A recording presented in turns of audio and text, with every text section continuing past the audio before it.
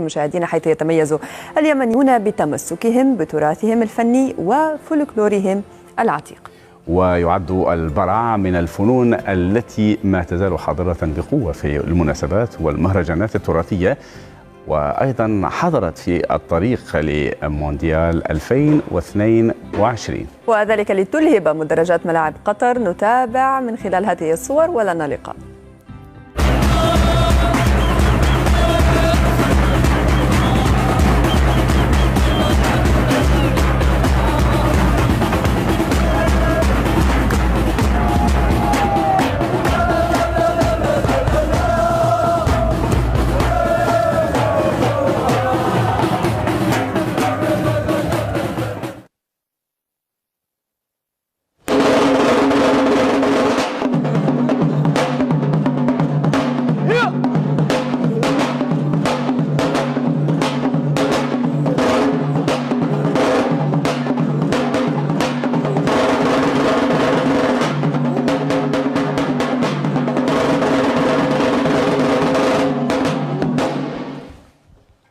الأجواء في الاستوديو حماسية أكثر من الأجواء التي شاهدناها من خلال هذه الصور. معنا في الاستوديو عازف البرع اليمني الشهير مشاهدينا ملاطف حميدي ويرافقه عازف البرع حمير الحرازي. أهلا وسهلا بكم في الجزيرة هذا الصباح. أهلا وسهلا بكم، والله يشرفني أن أنا أتواجد مع برنامج هذا الصباح الجزيرة هذا الصباح، وشكر خاص لكل الطاقم وتحياتي لكل المتابعين كلهم. الله يسلمك، يعطيك العافية ملاطف. بداية لو حدثنا عن مشاركتك في المسيرة التحضيرية لمونديال قطر 2022 هنا في الدوحة.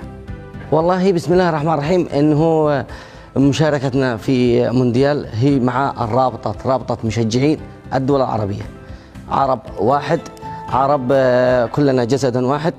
وفعلا من يعني اول انتم راح تشجعوا كل المنتخبات العربيه؟ كلنا بنشجع المنتخبات العربيه، نفس الحماس ونفس الرتم، والايقاعات حقنا كلها مندمجه مع بعض. جميل جدا. طيب، هذه التحضيرات لكأس العالم بالفعل هنالك العديد من الاحتفاء بهذه المناسبة.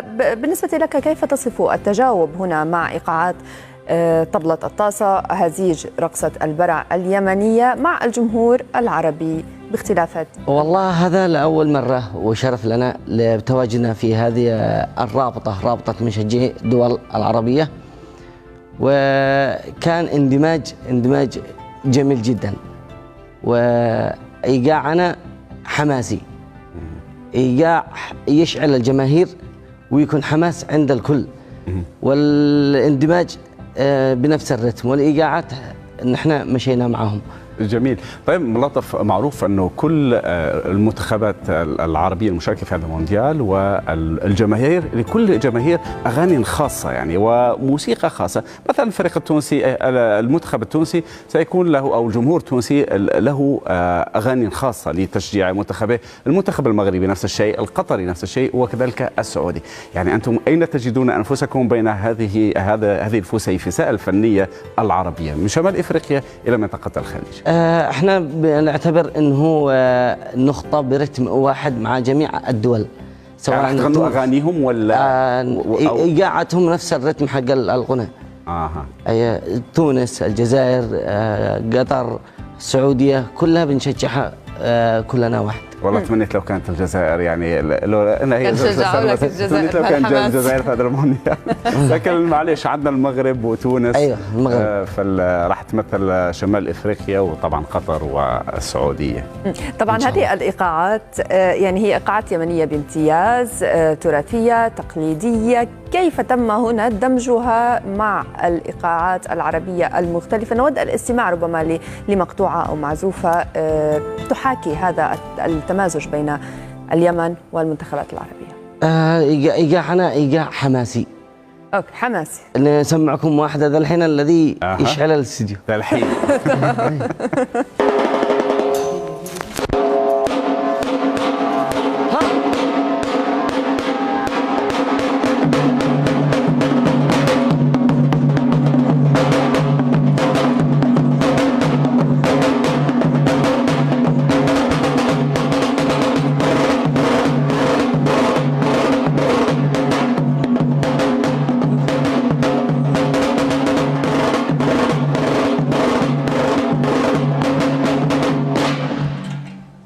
يعطيكم الصحة.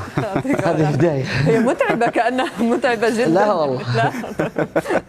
طيب ملطف، إذا إيقاع البرع يعني قوي وعنده خصوصية، يعني أنت شو اللي شجعك إنه حتى تختار هذا الإيقاع تحديدا، أو هذا الآلة أو هذه الموسيقى اليوم؟ اللي مشجعني هو أن هذا موروث شعبي يتوارث الأجيال، يعني إنه إيقاعنا إيقاع يختلف من كل منطقة لمنطقة آخر.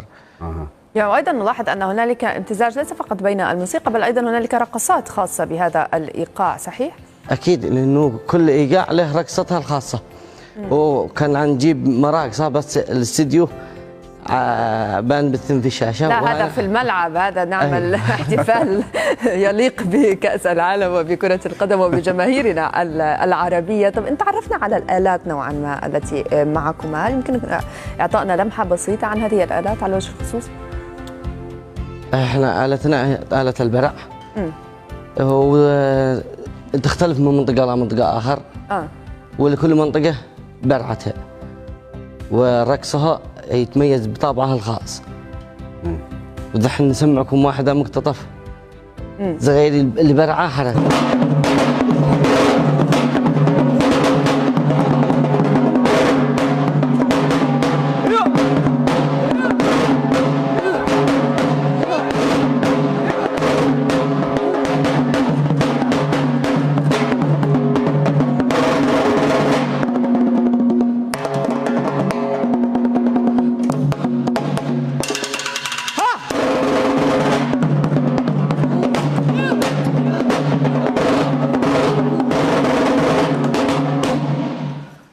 شو يعطيكم الصحة. ملطف، كانت ليكم جولة في أكثر من بلد عربي، ويعني حتى كان ليكم تواصل مع الجمهور العربي في شمال أفريقيا وهنا في منطقة المشرق العربي. كيف كان تجاوب هذه الجماهير مع هذا الموسيقى القوية اللي سمعناها قبل قليل؟ والله تفاعلوا، كان التفاعل قوي من الجمهور، من المشجعين كامل. طيب نتركك لتأخذ أنفاسك، سنتابع مع مشاهدينا هذا العرض التالي ونعود أكيد للحديث معكما. طبعا نتحدث عن هذا الفن اليمني. نتابع وإياكم بعض من هذه اللقطات وعودة لنا في الاستوديو.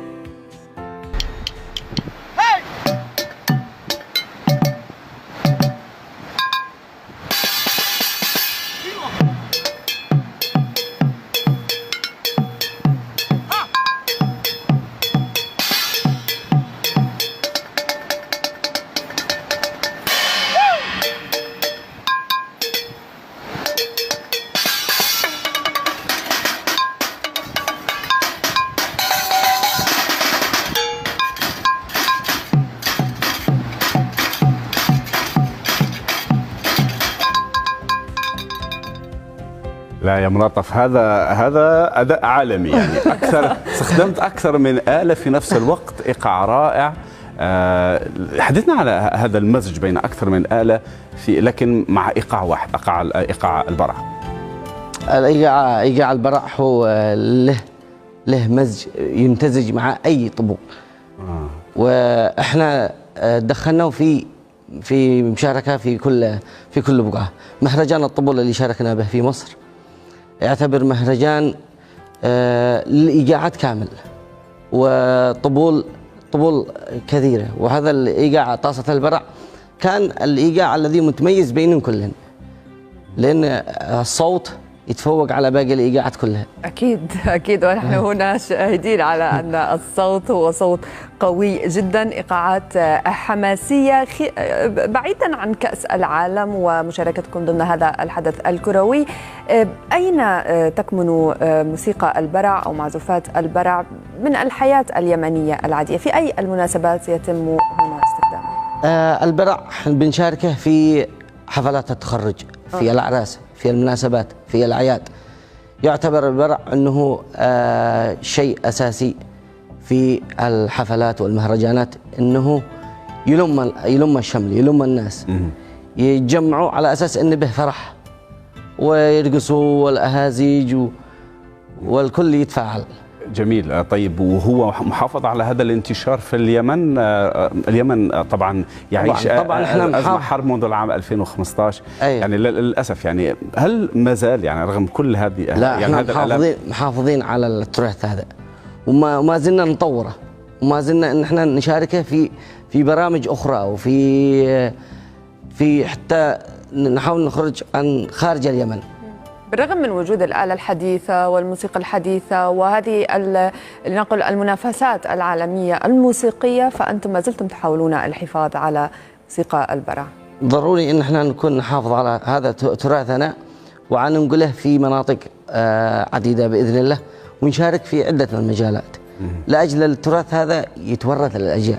أكيد. وكأس العالم ستكون مناسبة لنقل وكأس العالم هذه فرصة استثنائية ان احنا نكون متواجدين فيها. وإن شاء الله بإذن الله طبعا على ما أنه مشاركة كأس العالم في قطر طبعا على الوعد، ومن أول ما ترشحت أن احنا متأملين أنه يكون كامل التجهيزات، وفعلا والله. يعطيك الصحة ملاطف، ونتمنى لكم كل التوفيق، ونتمنى كذلك لليمن أن يعود سعيدا إن شاء الله، ويعود الأمن إلى هذا البلد وإلى ناسه الطيبين. طيب نختم معك حلقتنا بإيقاع تختاروه أنتم يعني نختم بها حلقة اليوم، ونودع مشاهدينا ونضرب لهم موعدا غدا إن شاء الله. إن شاء الله. إلى اللقاء مشاهدينا. نختم وأنتم ترقص. خلاص مراد. يمكن في الملعب إن شاء الله. إن شاء الله.